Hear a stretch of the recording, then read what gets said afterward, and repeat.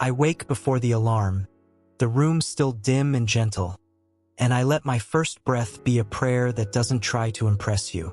I don't try to string the right phrases together like beads on a wire. I just say, "Good morning, God. Here I am. I'm a man with hopes that ache a little and fears that walk with heavy shoes, and I'm bringing the whole of it to you. I feel the cool of the floor under my feet and imagine your steadiness beneath even that, and I let the stillness braid itself into me. Before the noise begins, before the talking and the first cup of coffee, I want you to be the first voice I hear, the first presence I touch. Hold me inside your quiet. Remind me that I don't need to climb a ladder to reach you. I only need to turn toward you where I stand, in this regular room on this ordinary morning that is not ordinary at all to me. I align the morning with a liturgy of small, repeatable kindnesses. I straighten the desk so my thoughts have a place to land. I silence the unneeded alerts so my attention can keep its promises. I choose clothing that feels like honesty rather than armor. Each tiny decision is a stitch in a larger fabric of readiness. And as I sew these stitches, I pray, make me coherent. Let the man who sits in that chair be the same man who prays here, whole, undivided, easy to recognize from the inside. I look directly at the quiet engines of my mind, the loops that rehearse scarcity, the whispers that say I must overperform to be safe, and I deprogram them with truth spoken aloud. I say, I am not chasing approval. I am offering service. I say, my future is not fragile. It is shepherded. I say, I am allowed to be both aspiring and at ease. With each sentence, a clenched muscle releases, and the room inside me expands enough to host wisdom when it knocks. I practice a prayer that is only 5 words long. Inhale, be with me. Exhale, I am yours. And I repeat it until the syllables become like footsteps on a path I trust. This prayer doesn't try to win anything. It only tries to remind me of what is already true. When nerves crowd the door, this rhythm escorts them back outside, not harshly but firmly, like a gentle usher who knows the seating chart of my soul. The room inside me becomes spacious again, and in that cleared space, I can hear your quiet voice saying, begin from love. I practice answers the way a musician practices scales, not to become mechanical but to build muscle memory for integrity. I choose stories with angles that catch light from different directions, collaboration that surprises me, conflict that matures me, constraints that teach me inventiveness. I map them to principles instead of buzzwords so that when questions change costumes mid-conversation, the truth underneath still fits. I remind myself that my truest value in any room is often that of translator. Between detail and purpose, between pressure and patience, between ambition and care. To translate well, I must listen for heartbeats in the data, for patterns in the pauses, for hope in the hard questions. Then I render what I hear into language that dignifies everyone's effort and invites alignment without coercion. I stand at the sink and watch the water run clear, cool, ordinary, and I let the ordinariness itself calm me. I cup my hands and bring the water to my face like a benediction. And with that simple act, I ask you to rinse away the residue of yesterday's self-critique. Wash the hurry from my temples. Wash the script that says I must be spectacular to be worthy. Replace it with the quiet knowing that presence is powerful, that sincerity is luminous, that peace is persuasive in ways applause cannot touch. I treat attention like a shared currency and decide to tithe mine. 10% of every answer belongs to the person across from me. Their constraints, their outcomes, their hopes. I design my sentences to spend that tithe first. Here is what I heard you need. Here is how I would help. Here is how we can check if it's working. This generosity doesn't diminish me. It multiplies trust. I run a gentle premortem on my mistakes before the day begins. If I get tangled, I will breathe and ask for a second. If I talk too long, I will land the plane early and name the runway. If I miss a detail, I will return with precision later. Planning my mercy in advance keeps shame from improvising a harsher script. I look around my small apartment as if it were a workshop and I were a craftsman preparing his tools. The resume is a plane. The stories are chisels. The values are a square that keeps my lines true. I lay each tool on the table, not to admire them but to check for sharpness. Where edges are dull, I ask for the whetstone of reflection and revision. Where I've been guarding a tool too tightly, give me the courage to share it. What you gave me was never meant to rust in a drawer. I remember that the people who will meet me are themselves under interview by their own expectations, budgets, and calendars. I decide to arrive as a relief, not a demand, clear, succinct, unhurried, able to carry my portion of ambiguity without spilling it on the table. Compassion becomes a competitive advantage no one lists on a job description but everyone feels. I open my notebook as if it were a little chapel bound in paper, and I write the questions I hope to be asked, not to force the future, but to make space for clarity. I write, "Tell me about a time you learned quickly," and I answer with a story that includes not just triumph but the humility of help. I write, "How do you handle disagreement?" and I answer with a memory of listening until heat cooled. I write, "What motivates you?" and I answer truthfully, being trusted to make things better for people. I choose a cadence that invites comprehension. Paragraphs in my voice, not torrents. Pauses where meaning can catch up with sound. Endings that arrive without drama. I let silence be a collaborator rather than a critic, trusting that unhurried air around words is how truth grows audible roots. I think of my voice as an instrument that has been tuned by seasons of kindness and correction, and I ask you to help me play it with restraint and resonance. Let me avoid the brittle edge of certainty that has not listened enough. Let me avoid the low hum of apology that has forgotten its worth. Grant me the mid-range of grounded confidence, where truth can be heard without anyone having to raise their defenses. Let my cadence be hospitable to attention. I rehearse what my body will say when my mouth is quiet. Shoulders lowered to broadcast safety, hands at rest to signal sufficiency, eyes that stay rather than dart. If adrenaline knocks, I give it a task. Count the corners of the room while I inhale, and let prayer turn that energy from static to signal. I notice how anxiety and excitement are siblings wearing the same clothes, and I ask for the wisdom to dress them differently. Excitement becomes a lantern, warm, directional, helpful. Anxiety becomes a candle, small, controlled, a cue to slow down and mind the wind. When I feel the rush in my chest, help me ask, is this edge asking for more breath or more focus? Then let me give it what it needs and watch as my body remembers that fear is a messenger, not a master. I plan to be generous with ideas without spending beyond what context can afford. I will offer 1 or 2 tangible improvements, a clearer intake process, a smaller batch size, a retrospective ritual, framed as experiments, not mandates.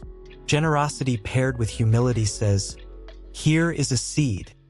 Tell me about your soil." I consider the invisible architecture of a good answer.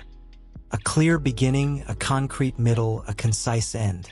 I ask you to help me build answers like small, sturdy houses where listeners can enter and see the room, the window, the table with a single honest object on it. No clutter, no smoke, no mirrors. Just a true thing shown plainly. If a detail distracts, let me set it down. If a metaphor clarifies, let me offer it and then step out of the way. I prepare for the moment we talk about compensation by centering the conversation on stewardship. I will name market anchors, scope of responsibility, and the value I am ready to create, then ask candidly about budget bands and trade-offs. Where numbers cannot move, perhaps time, growth, or ownership can. Value is a mosaic, we build it piece by negotiated piece.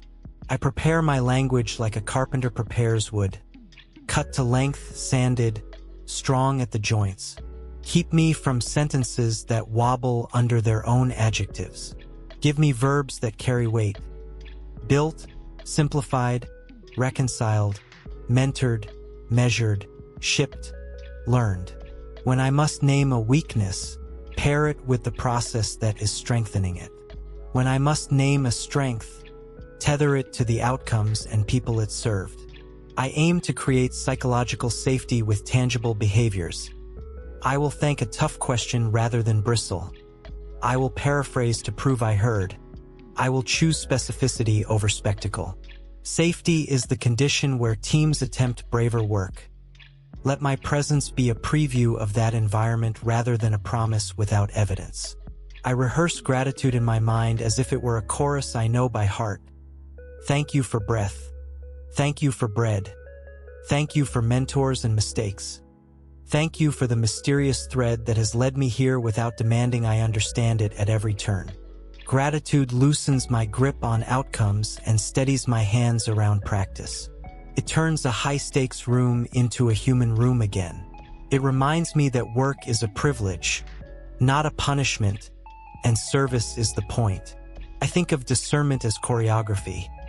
Step toward opportunity, pivot toward alignment, bow out when the music is wrong.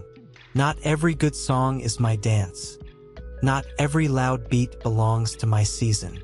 In the interview, I will listen for tempo, pace of decision, appetite for learning, tolerance for candor, and let my feet answer honestly. I take a short walk outside and let the morning inventory me. A dog pulls joyfully at a leash. A bus sighs at a stop.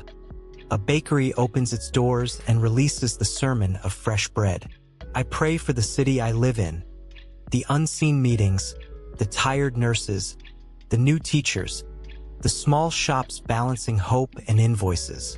I remember that work is how we tend the world together. If this role becomes mine, let me tend a corner of creation with care. I come ready to mentor even as a candidate, not with authority but with availability.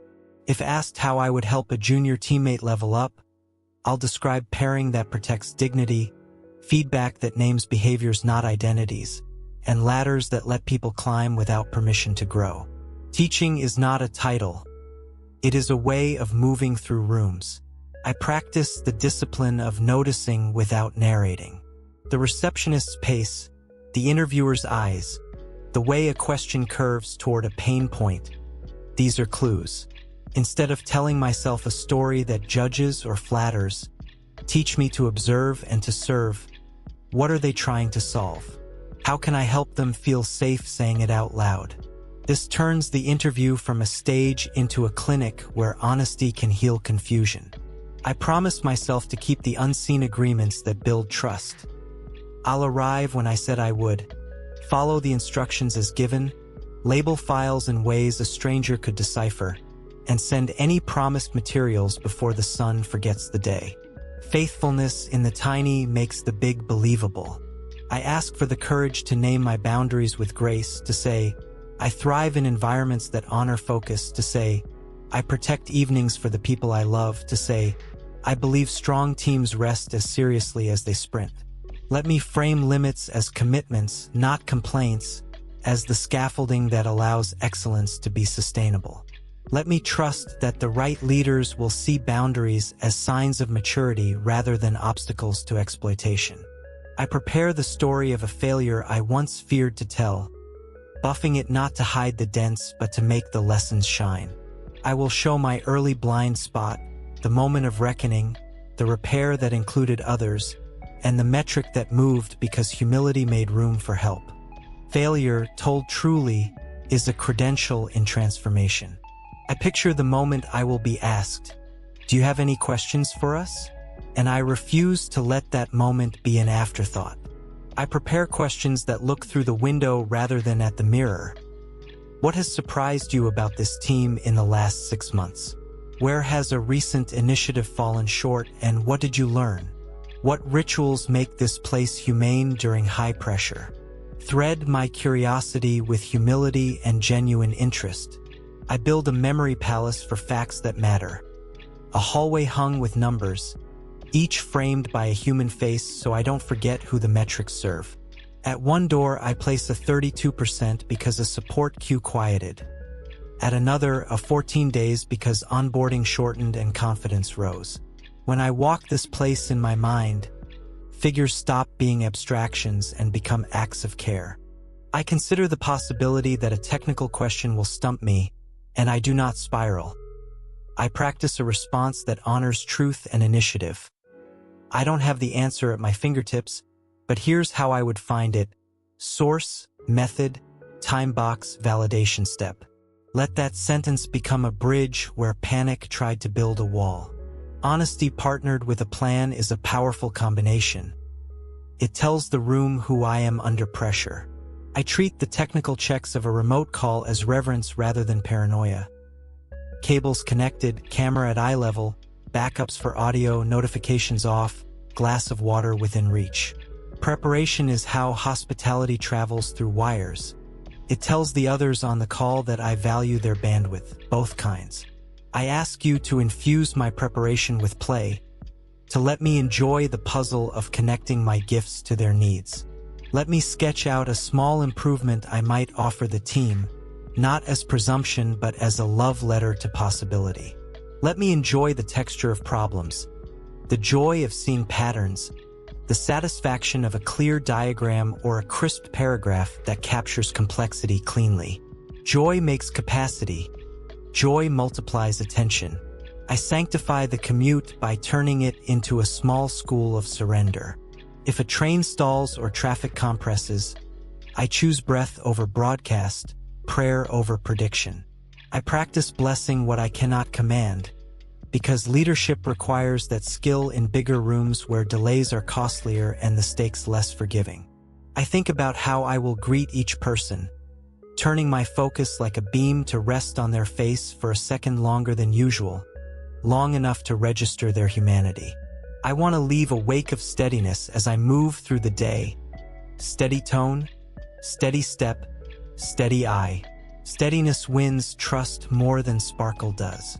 Make me the kind of man whose steadiness is contagious, who lowers the room's pulse simply by being fully present. I script a way to end answers that turns confidence into invitation. That's the approach I'd start with. I'm curious what trade-offs you're seeing that I should weigh differently. This sentence opens a window where walls might have been, signaling that my competence is porous enough to let better ideas in. I ask for wisdom with stories, because stories are how people remember truths. Help me choose vignettes where stakes were real, where I had to choose between comfort and courage, where my decision served the team and not just my ego. Let me tell them cleanly. Context, challenge, action, result, reflection. And let me include what I would do differently now, not as self-criticism but as evidence that growth is ongoing and welcome. I plan the follow-up note like a small architectural drawing. A clear opening that thanks by name, a few beams of reflection that hold up mutual understanding, a window of detail that adds value, a link, a diagram, a brief calculation, and a door that remains open without leaning on the hinges. Then I will send it and let it do its quiet work. I hold in mind the possibility of a remote interview, the strange intimacy of a screen. Give me the presence to look at the camera as if it were a person's eyes, to keep my setup simple and calm, to let light fall softly on my face. Let my voice carry warmth through the wire. Let my pauses land without awkwardness. Remind me that attention is a gift, even when we are not in the same room, and to treat it like I would treat a fragile glass. I predecide what a no will mean so it cannot bully me later. It will mean I practiced courage in public. It will mean a fit was clarified before resentment had time to sprout. It will mean there is seed now to compost into wiser questions, cleaner stories, stronger craft. Rejection is not an indictment. It is a redirection with better signage. I pray for my memory of numbers and names, dates of launches, percentages of improvement, costs reduced, errors eliminated, so that when I speak of impact, I do not paint with sentiment alone. Let my memory be a ledger that honors reality. Not inflated, not diminished, just exact enough to earn trust. And when I don't remember precisely, let me say so and correct it promptly later. I consecrate rest as part of strategy, not the prize after it. The night before, I close the book while I still want one more page. The night after, I silence the autopsy and choose sleep over speculation. Rest is how I teach my nervous system that trust has seniority over toil. I ask for reverence toward the unseen work of hiring. The hours the team has spent reading resumes, debating fit, aligning schedules, weighing trade-offs. Let me honor their labor by being concise, prepared, and kind. Let me remember that they are not gatekeepers to resent but hosts to thank. If they are weary, let my clarity refresh them. If they are rushed, let my discipline give them back minutes. I loosen the grip of title on my imagination and hold vocation instead. Title changes with org charts. Vocation survives mergers and seasons. My vocation is to make complexity kind and useful, to safeguard attention so work can be excellent, to multiply people. Whether I wear manager or maker or both, the calling remains and animates the role from within. I walk through the possibilities in my mind like rooms in a quiet house, pausing in each doorway long enough to notice the furniture of my thoughts, not rushing the tour, not judging the decor, simply admitting what is there and inviting you to sit with me. In the room called confidence, I see a chair shaped like practice and a lamp shaped like memory. In the room called humility, I notice an open window that keeps the air moving. Help me host both rooms at once, to let confidence warm me without fever and humility cool me without chill, so that when I speak I am neither inflated nor diminished, simply grounded in the truth of who I am and whose I am. I speak to you about the interview, not as if it is a mountain to move by force, but as a path to walk with wisdom. You know the names of the people I will meet. You know their stories and their private burdens, the small joys they haven't told anyone, the deadlines they are juggling. Make me a calming presence in that room. Let my eyes carry respect. Let my words carry truth. Let my listening carry love. Give me the kind of confidence that does not shout. Give me the kind of humility that does not shrink. Teach me to sit upright without holding my breath. Teach me to answer without trying to perform a version of myself that I think they want. I want to bring my true self, the one you keep restoring when I forget who I am. Let my voice remember it belongs to me. Let my hands be steady because they are held by yours. I think about the ethics beneath the skill, the way character quietly steers talent when the current runs fast. Give me courage to name my values, integrity, stewardship, kindness, without sounding like a brochure, to tell the small stories that show those values at work. The time I admitted an error before it spread, the time I advocated for a quieter voice in the room, the time I said no to a shortcut that would have cost someone else. Let my convictions be calm and walkable, not loud and theoretical. I tell you what I want very simply. A fair chance, favor with those who decide, clarity in my mind, a good memory for the things I've learned and the stories that show how I learned them. If this role fits the shape of my gifts and the season of my life, then open the door with a tenderness that leaves no doubt. If it does not, close it kindly and let me rejoice in the clarity. Either way, let me walk away taller in faith than when I walked in. Guide my preparation as worship. Not frantic cramming, but a peaceful gathering of what you've already given me. Skills, insights, experiences, and a handful of honest questions I can bring to them.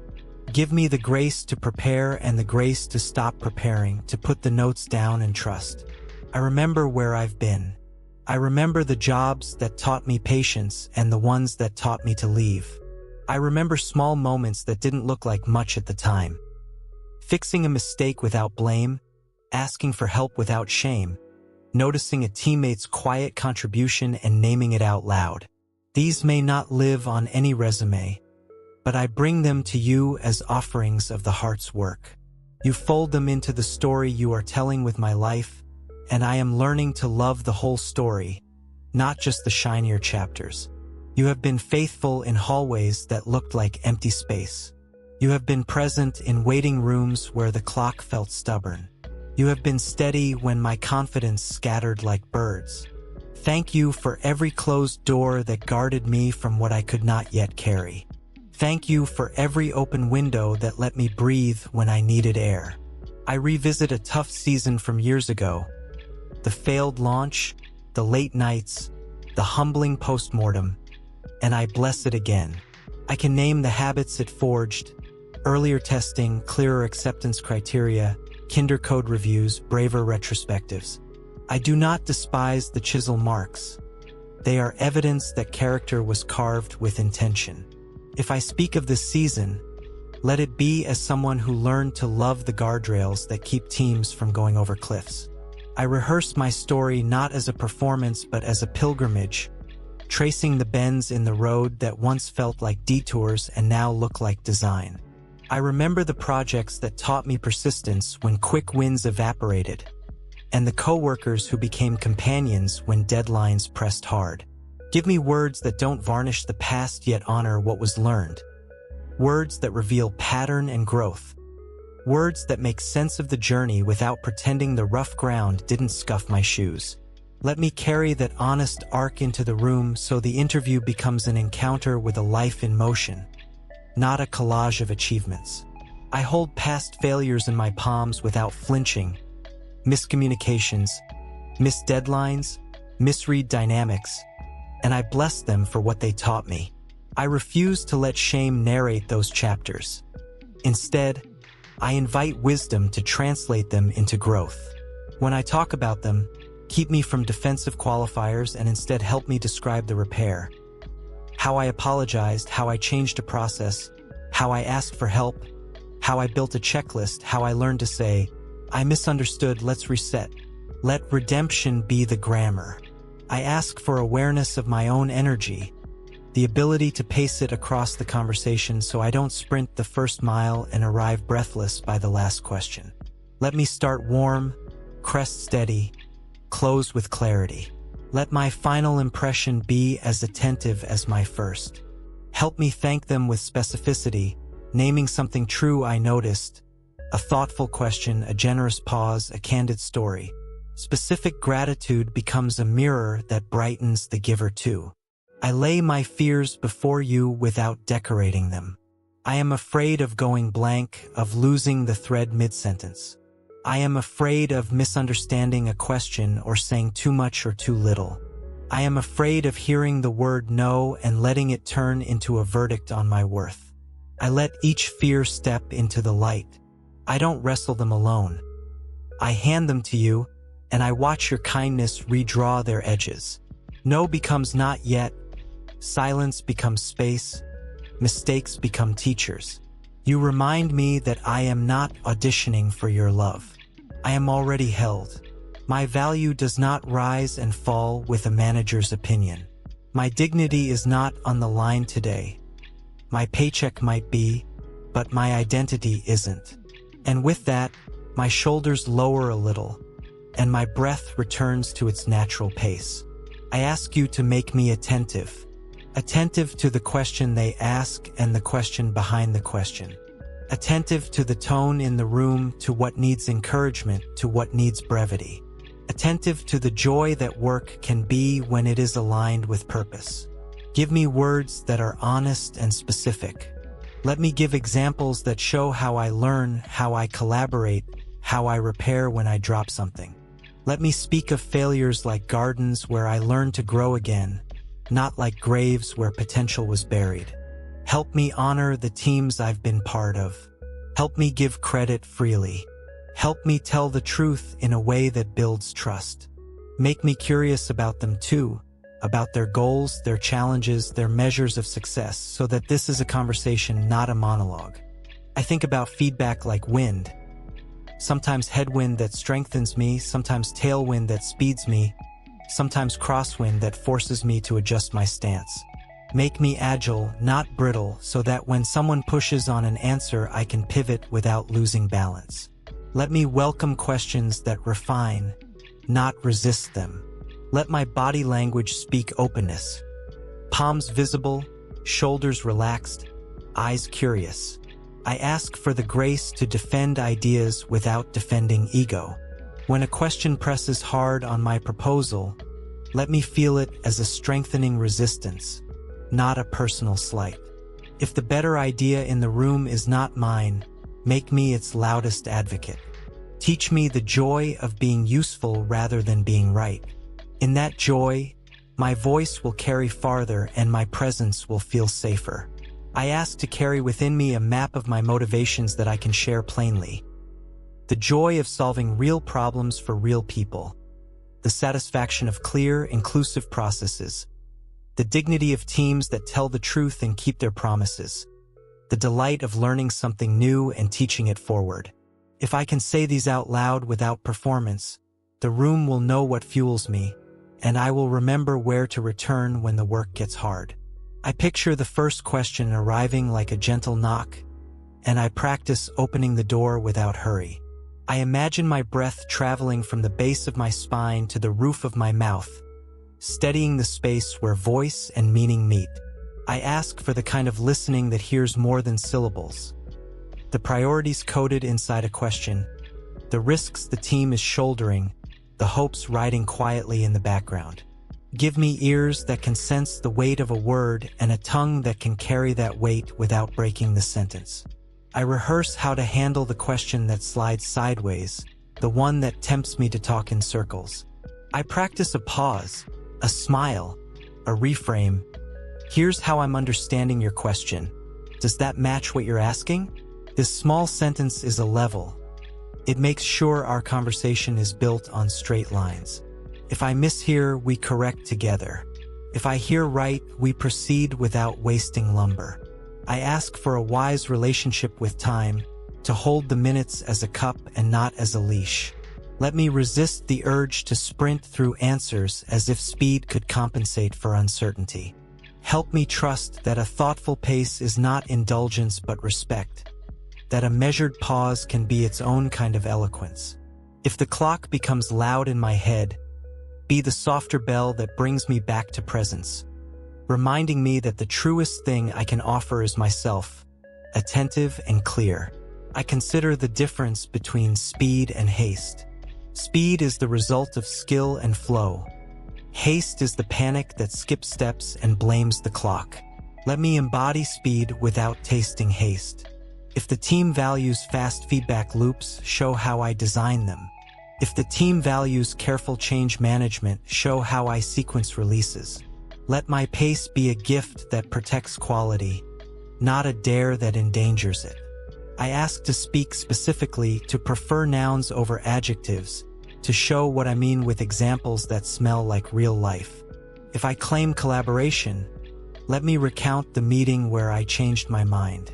If I claim ownership, let me point to the decision I made and the consequences I carried. If I claim initiative, let me describe the proposal I drafted before anyone asked. Specificity builds trust the way detail brings a painting into focus. I pray for the courage to say, "I don't know" as a starting line, not a period. Then add the next clause with intention. "I don't know yet, but here's how I'd learn." Then describe the doc to read, the person to ask, the experiment to run, the risk to mitigate. Curiosity is competence in motion. Let them see me moving even when I begin at zero. Let humility and initiative arrive in the same sentence. I ask you for holy composure. If the room is cold, be my warmth. If the room is warm, be my cool breeze. If someone is hurried, give me patience. If someone is skeptical, give me steady kindness. If someone is kind, help me receive it without suspicion. Let me sit with my feet on the floor like roots, my hands relaxed, my eyes meeting theirs without strain. If a question surprises me, give me the courage to say, "That's a great question, let me take a second." And in that second, let me hear the quiet note of your guidance. If I truly don't know, let me say I don't know with integrity and a clear path to how I'd find out. Let me remember that honesty is an investment, not a risk.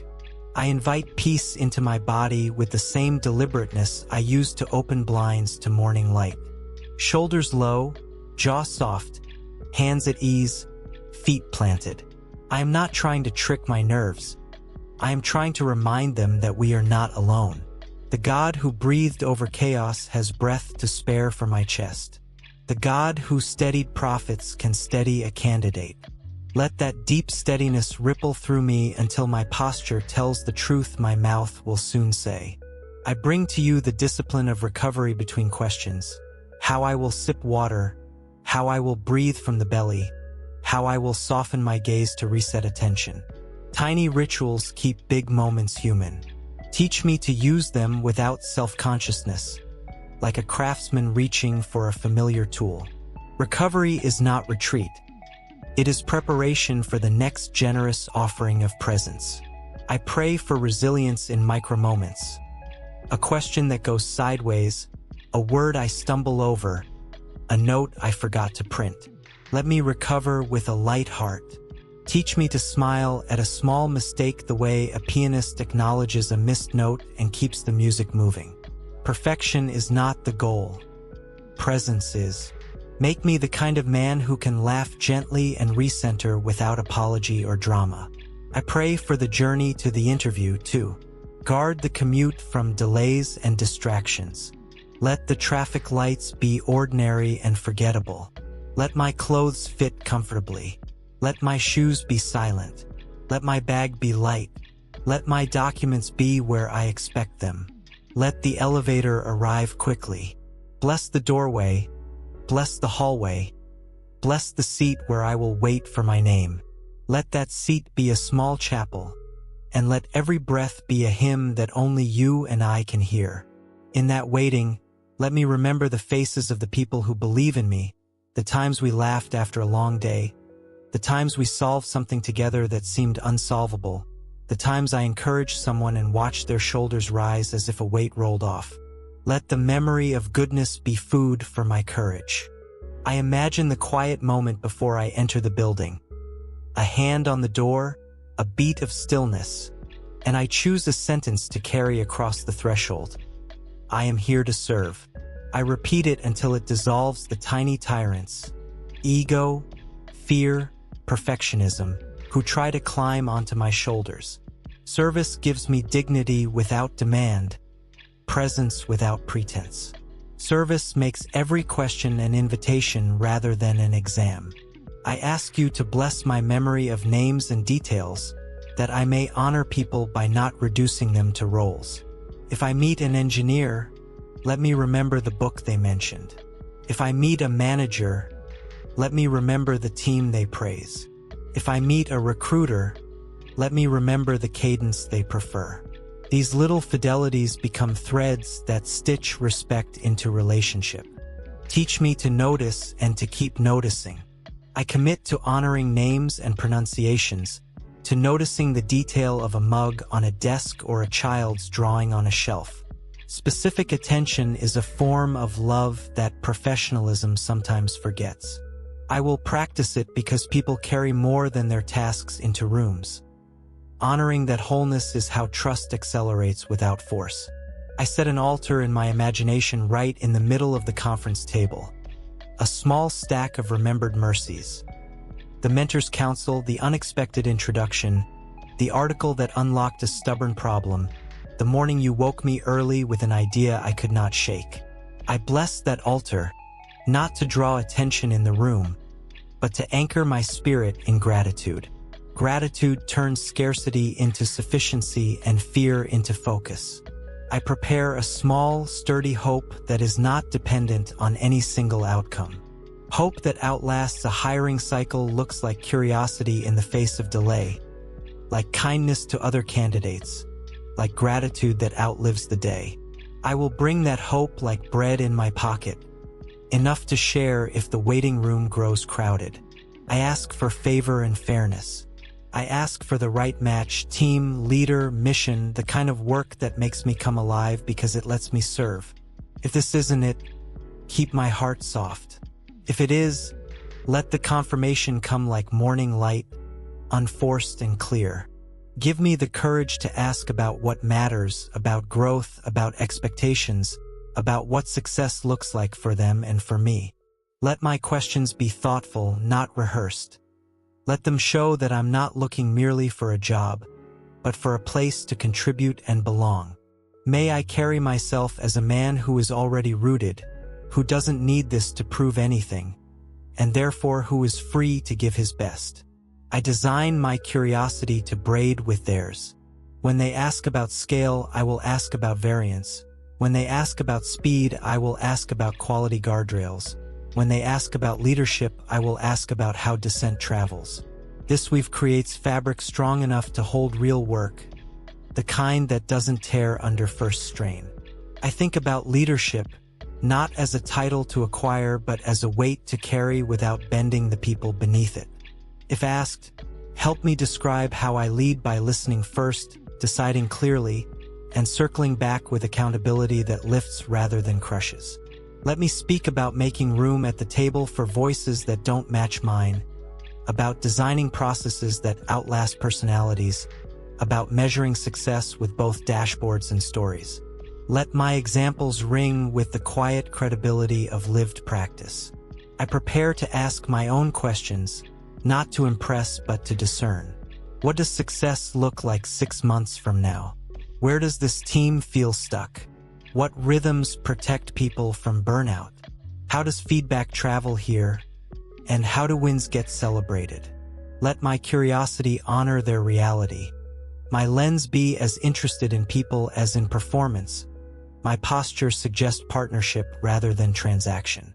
Let my questions be bridges, not spotlights. I bring to you the subtle fear of scarcity, the whisper that says this is the only chance, that if I don't clinch it, the future narrows. I set that whisper down and watch it shrink in the light.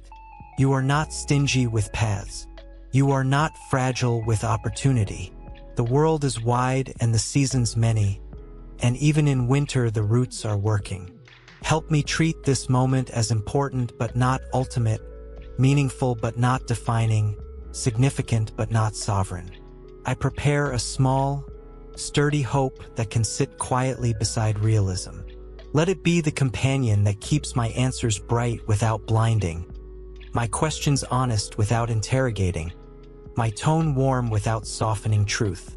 Hope carried like this makes rooms braver. I ask for a clear sense of fit, like the quiet recognition of a key sliding into the right lock. If the mission animates me, let my eyes warm. If the culture aligns with my convictions, let my shoulders lower. If the pace threatens health, let there be a pinch in my spirit that I don't ignore. I am not merely looking for a place to work. I am seeking a place to serve without losing myself. Give me discernment to name the difference. I think about culture as the music a company makes together, and I ask to hear its key in the interview, major or minor, fast or slow, orchestral or percussive. If I am to join, let me harmonize. If I cannot, let me refrain. When I ask about values, let me listen for verbs rather than slogans. When I ask about conflict, let me listen for repair rather than avoidance. When I ask about growth, let me listen for mentorship rather than mere metrics. I think of discernment as choreography again and place my feet accordingly. Step toward what is true, pivot toward what is kind. Bow out where the song requires a different dancer. I will not force a fit by turning down the volume on my conscience. Silence in the wrong places is too costly. I picture a whiteboard and write in big letters, assumptions. Then I list them in pencil, not ink. If this team invites me in, help us erase what no longer holds and rewrite what reality teaches. Strategy is not a monument. It is scaffolding around a building we are still constructing. Make me brave and kind as I hold the ladder for others to climb. I ask for the wisdom to keep boundaries clear, where I shine, where I am growing, where I am not the right person. Clarity is kindness. If I am asked about a skill I don't have, let me be honest and describe how I would build it. If I am asked to sell myself past truth, help me gently decline. The right fit deserves the right data.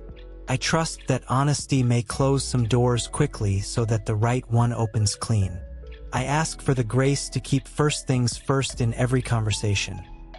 Mission before metrics, people before process, learning before pride. Show how good process protects people and how clear metrics protect mission, but don't let tools dominate the table. Tools are servants. They should shine only when they are working and disappear when they are not needed. I forgive in advance. If anyone is distracted or curt, I forgive them now. If anyone frames a question poorly, I choose grace. If anyone doubts me out loud, I receive that as a chance to clarify with gentleness. I will not repay sharpness with sharpness. I will not let defensiveness use my mouth as a doorway. You are my advocate. I do not need to fight to be seen. And if I am misunderstood, let me ask, may I try that answer again? Let me try it slower. Let me try it simpler. Let me try it with a story. And if I am understood, let me give thanks quietly and keep moving. I practice telling the truth about capacity. When I can carry more, I'll say so with a plan. When I am at my limit, I'll say so with a solution. Sequence, delegate, renegotiate scope. This is not weakness. It is stewardship. Teams break when the bravest lie about bandwidth. Let my honesty help others tell the truth so we can trade heroics for health and get more done that actually matters. I ask you to bless my body, calm my nervous system, let my breath be deep and slow, my heart steady, my posture open. Let my eyes brighten when I speak about work that matters to me. Let my smile come easily, not as a tactic but as a natural overflow of peace. Let my hands speak too. Measured, expressive, not frantic. Remind me to drink water. Remind me to pause between sentences. Remind me that the room is not a courtroom and that I am not on trial. I am here to explore, to share, to learn, to see whether this working together would be good for all of us. I carry with me a simple sentence. God goes with me. I take it into the day like a seed in my pocket. When I feel the urge to rush, I touch that seed. When I feel a tremor of doubt, I touch that seed. When I wait in the lobby with a plant that has seen 1,000 interviews, I touch that seed. And in my mind, I pray a prayer that has no edges. Be with me, guide me, speak through me, and keep me kind. If I forget a detail, let me remember the heart of the matter. If I remember every detail, let me remember the person across from me more. If I win their confidence, let me remain humble. If I don't, let me remain hopeful. Either way, let me leave the room having honored you. I ask for wisdom to talk about money and value without flinching. Teach me to speak the truth about what my work is worth, not arrogantly but accurately, honoring both their constraints and my needs. Let me remember that provision is not a single faucet but a river with many streams. Let me not cling. Let me hold the conversation like a gift I'm responsible for stewarding, not hoarding. If they ask for examples, bring to my mind the projects where I persevered, where I found the root cause instead of trimming the leaves, where I lifted others by naming their contributions, where I handled conflict with calm, where I learned quickly because the moment demanded it. Let those memories arrive like well-trained birds, on time, in order, and ready to sing just enough. I hold the topic of compensation like a candle cupped in my hands. Valuable, fragile, and illuminating. Teach me to speak plainly about needs and worth, to honor market realities without surrendering to fear, to negotiate as a conversation between adults who intend good. Protect me from shrinking and from posturing. Let me remember that provision is ultimately your choreography, and that money is one instrument in a larger orchestra of care. I ask for gracious clarity if compensation or title is misaligned, to speak up without heat, to describe my research and my constraints, to invite a conversation rather than deliver an ultimatum. Help me remember that negotiation can be collaborative, a search for mutual stewardship. Guard me against greed masked as assertiveness. Guard me against false humility disguised as flexibility. Teach me to value what is truly valuable. I ask for creative recall, not just a catalog of facts, but the ability to connect them in fresh ways that serve the moment. If they ask about a complex problem, bring to mind the time a tangled system became simple when we found the root. If they ask about conflict, remind me how a listening question disarmed defensiveness and turned opponents into partners. If they ask what I'm proud of, let me speak of outcomes and people in the same breath, because both matter and each completes the other. I think of my voice as part of a theology of excellence, not perfectionism that punishes, but love that pays attention. Excellence is the way a table doesn't wobble because someone cared to sand the short leg. Excellence is a dock string that helps the next person move faster with fewer sighs. Excellence is a meeting that ends 5 minutes early because the agenda was generous. If I'm trusted with this role, let my excellence feel like hospitality. I ask for a memory vivid enough to bring data alive and restraint strong enough not to drown people in it. When I say we reduce cycle time by 27%, let me pair it with the story of the support team that slept better and the customers who noticed. Numbers are bones. Stories are flesh. Truth needs both to stand and walk. Keep me from the vanity of metrics without meaning and from the laziness of meaning without measures. I think about meetings as moments of culture in miniature. When I describe how I run one, let me talk about time box sections, expected outcomes, and space for dissent. Let me name the Piazza principle. Everyone can see the problem, anyone can propose, no one is punished for asking a basic question. If I am entrusted with calendars, I will treat them as communal lungs, expanding for deep work, contracting for collaboration, breathing rather than panting. I ask to bring levity that never trivializes. A well-placed chuckle can break the ice around a stuck idea without flooding the room. Humor, used kindly, is WD-40 for team dynamics. But I will not use it like perfume to cover rot. If something smells wrong, help me address it directly with respect. Let my lightness lift pressure, not hide problems. I prepare to talk about mentorship as both gift and duty. I will name those who apprenticed me in patience and pattern recognition. I will describe how I now return that gift. Office hours, paired work, annotated pull requests, book clubs, career maps tailored to unique strengths. If I am asked why this matters, I will answer simply, because people are not resources to consume, they are neighbors to cultivate. I hold my calendar in my mind like a garden plot, and I ask you to help me plant it with wisdom. Deep work beds in the morning, collaboration rows in the afternoon, trellises of weekly rituals so vines don't sprawl into chaos. I will speak about how I protect focus with shared norms, quiet hours, meeting-free blocks, docs before decks, and how I protect people with soft landings after sprints. Pace, like soil, must be replenished. I rehearse how to bring disagreement to a leader, privately when possible, publicly only to protect. I practice the sentence, "May I push on this assumption?" I pair critique with curiosity and propose experiments small enough to be safe, large enough to be revealing. Let my dissent be a form of loyalty to outcomes and values, not a grab for status. In this way, trust grows instead of eroding. I remember that every role is partly about doing and partly about becoming. The doing is tasks, the becoming is character formed by how I do them. Help me speak about both with equal weight. When I tell of a project, let me share the deliverables and the tempering it gave my patience.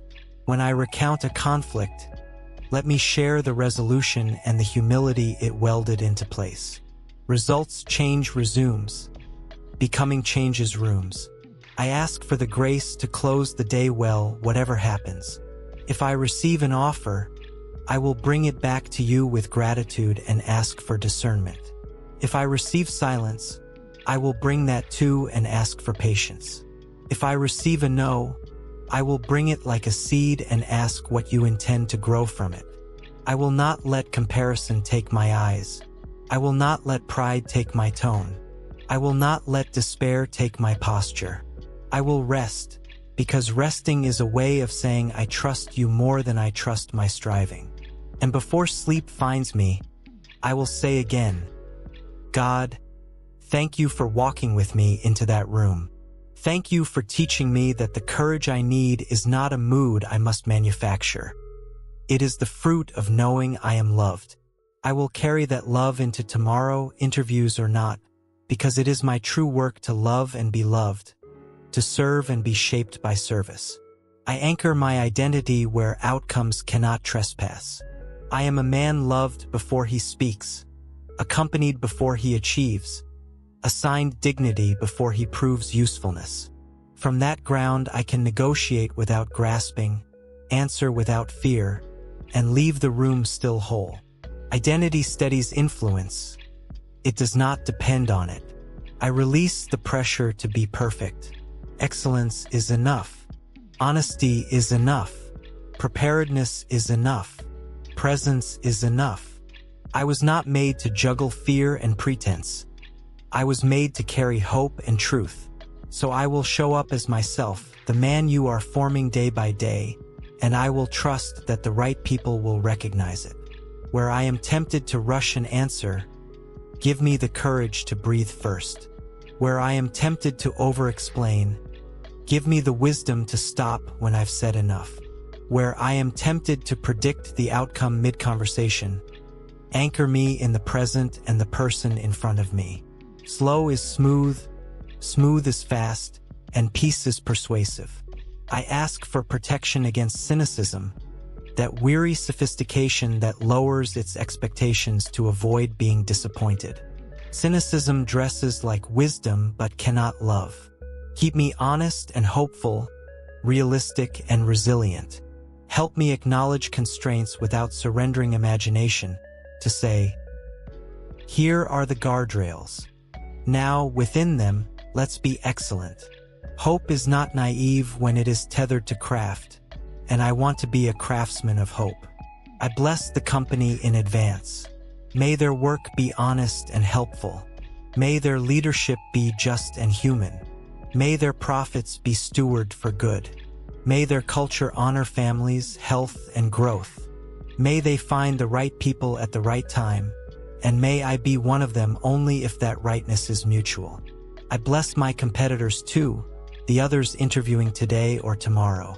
May they feel calm, may they feel seen, may they find their place. There is enough room in your goodness for all of us to flourish.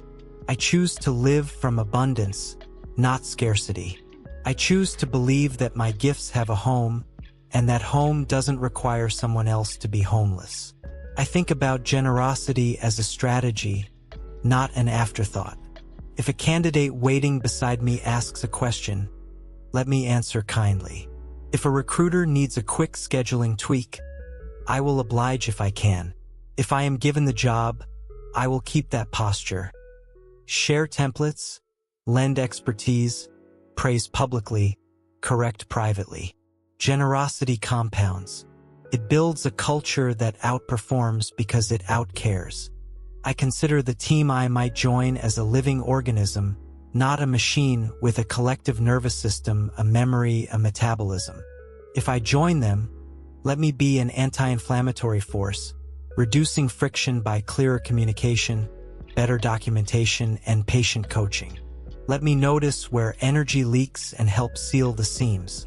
Let me attend to trust like a gardener tends soil, knowing that good harvests depend on what is often unseen and unglamorous.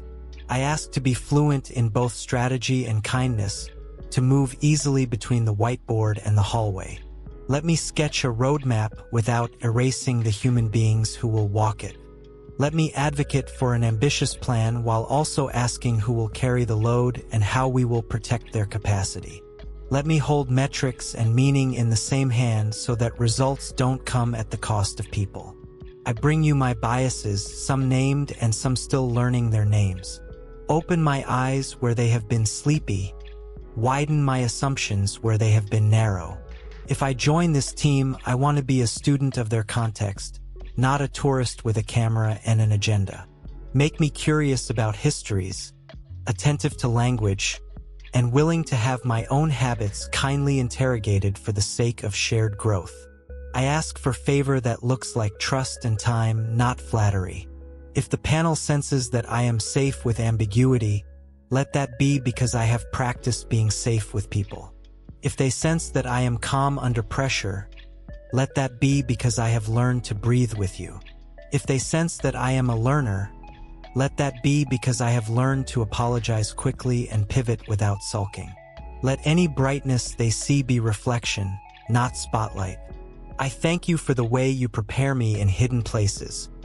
The early mornings when I review what I've learned, the quiet evenings when I take notes on what to improve, the moments when I choose integrity over convenience. These little choices stack up like bricks in a wall that can carry real weight. You are building something in me that will outlast this moment. And because of that, I can walk into this interview without needing it to be perfect. I can walk in not to prove, but to partner. Not to grasp, but to give.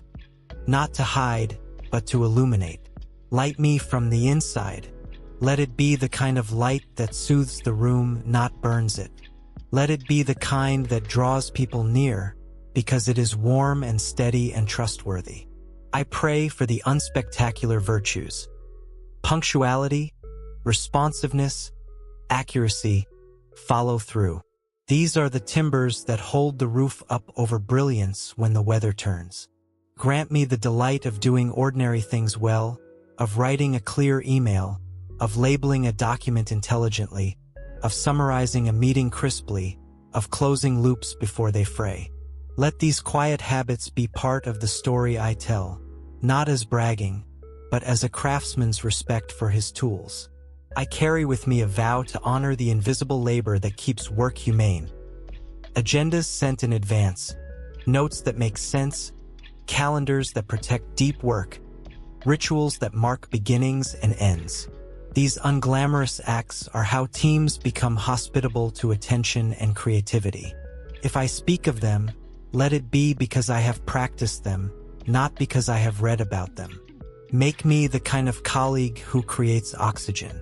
I invite joy to walk at my side like a well-behaved dog, not leaping for attention but present, tail thumping the floor of my soul.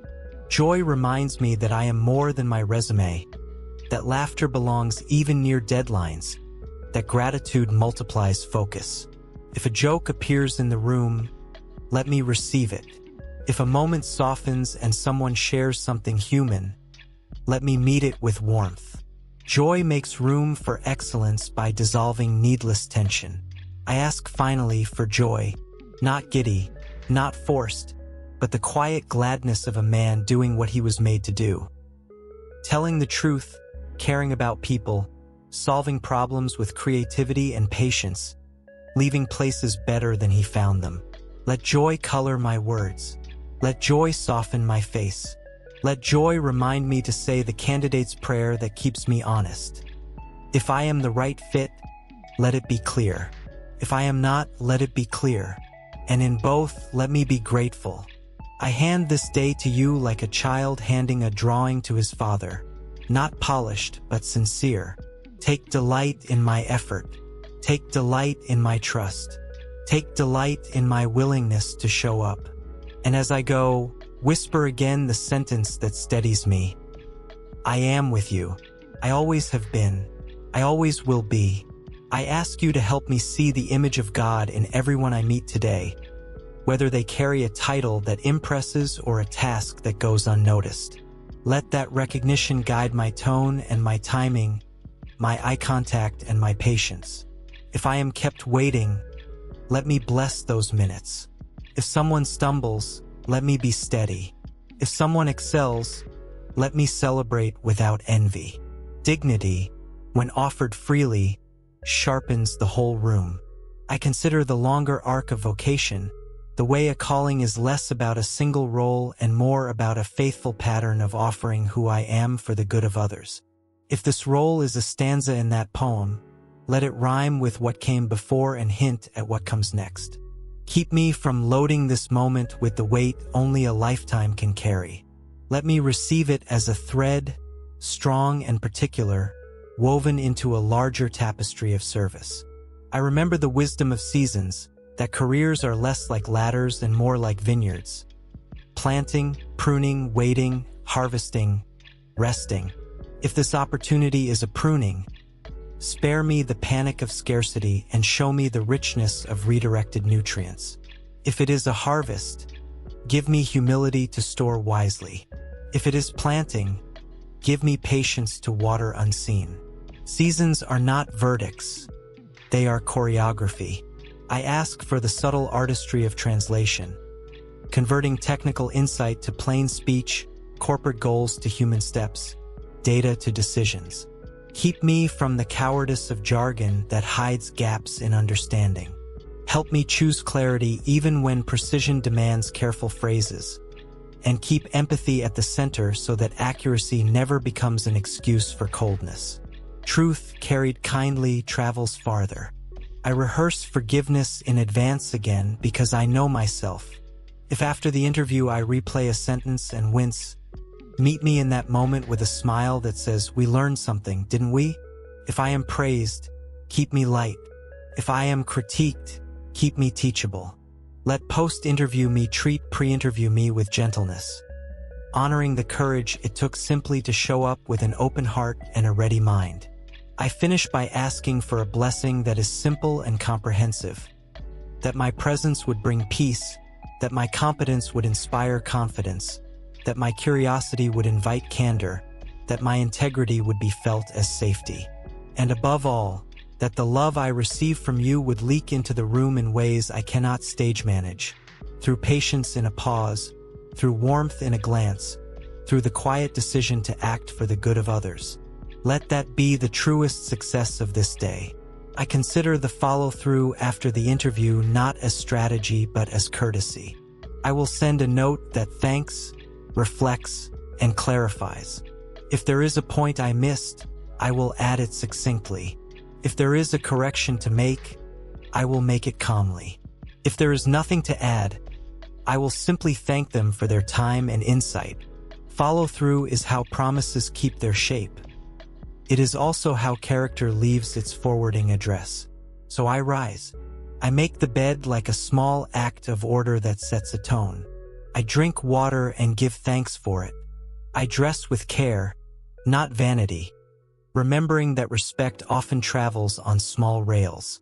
I gather my notes and then put them aside.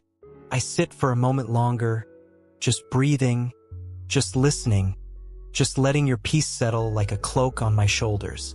And then I go, not alone, never alone, walking into a future that is not dark to you, already lit by your presence, already shaped by your kindness. Whatever happens next, I will return to this truth and find it unchanged. You are God, I am yours, and that is enough for today and all the days after. And as the door closes behind me and the hallway stretches ahead, I feel the quiet companion I've learned to trust. Courage that is not loud, faith that is not fragile, hope that is not naive. I do not demand a sign, I carry one. It is the peace that passes understanding, not because the path is easy but because the one who walks it with me does not change. I step into the elevator and watch the numbers rise without trying to read meaning into them. I step out and greet the day as if it had been waiting for me, because in some way it has. And I remind myself again, out loud if I must, that a man is at his best when he is rooted in love. Today, before an interview, during it and after it, I will be that man. Anchored, attentive, grateful, and brave, because I am not alone, and because every room is your room when I walk in with you. I will do the simplest things well. Look people in the eye, speak clearly, listen fully, ask thoughtful questions, keep my answers honest and proportionate, admit what I don't know without apology, and connect what I do know to what they need. I will remember to breathe. I will remember to slow my pace.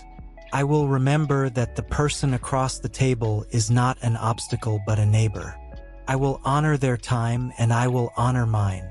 When it is over, I will say thank you again, and I will walk out with dignity, neither elated nor deflated, but centered.